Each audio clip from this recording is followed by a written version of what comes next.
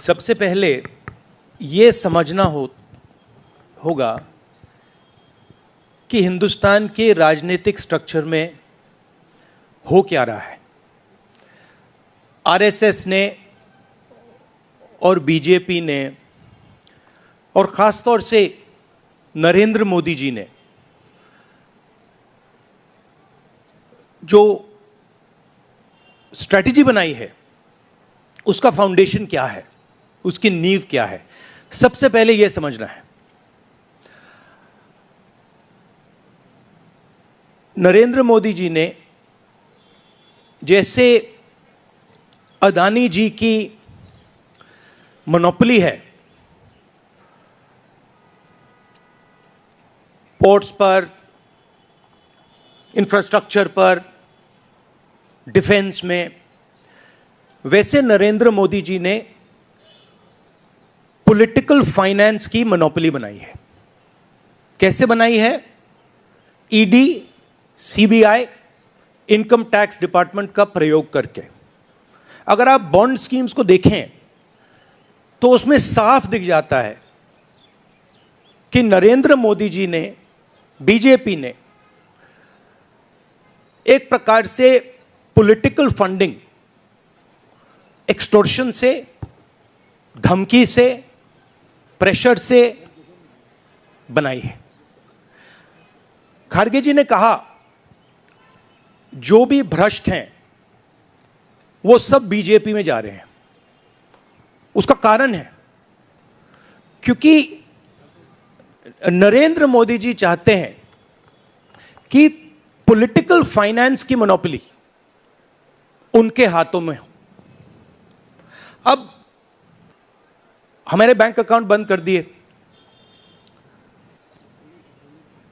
हमारे पास ओरिजिनल रास्ता जो था वही हमारा रास्ता है। हम जनता के साथ जाकर मिलकर उनके लिए लड़ते हैं। ये जो मैनिफेस्टो बना है,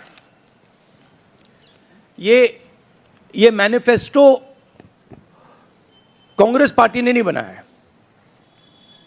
ये मैनिफेस्टो हिंदुस्तान की जनता ने बनाया है। हमने सिर्फ इसको लिखा है, ठीक है, और हमने सिर्फ इसको लिखा है। जो किसानों ने हमें बताया, खारगे जी को बताया, मुझे बताया, बाकी नेताओं को बताया, वो हमने लिखा है। चाहे वो रोजगार की बात हो, चाहे वो कॉन्ट्रैक्ट लेबर की बात हो, हजारों लोगों से बात करके हमने ये हिंदुस्तान की आवाज है, ये लिखी है। मगर जो राजनीति में आज हो रहा है वो क्लियर है कि सब पार्टीज को नरेंद्र मोदी, ईडी, सीबीआई, इन इंस्टीट्यूशंस को कैप्चर करके फाइनेंशियली मोनोपोली बना रहे हैं अपनी। और चुनाव के बाद रियलिटी है कि ये जो फाइनेंशियल मोनोपोली बड़ी इंटरेस्टिंग चीज है, क्योंकि सारा इंफॉर्मेशन, सारा का सारा इंफॉर्मेशन, किससे एक्सटॉर्शन किया है, किसको कॉन्ट्रैक्ट दिया है, कॉन्ट्रैक्ट देने के बाद उसने कितना पैसा दिया है, वो पूरी ब्लूप्रिंट, पूरी की पूरी ब्लूप्रिंट इलेक्टोरल बॉन्ड्स में लिखी हुई है। तो नरेंद्र मोदी जी ने आज नहीं तो कल ऑपोजिशन को पूरी chargesheet, proof sheet electoral bonds के थ्रू पकड़ा दी है। तो इसीलिए थोड़ा टेरर हो रहा है उनको, इसीलिए ये नंबर निकला है 400 पार।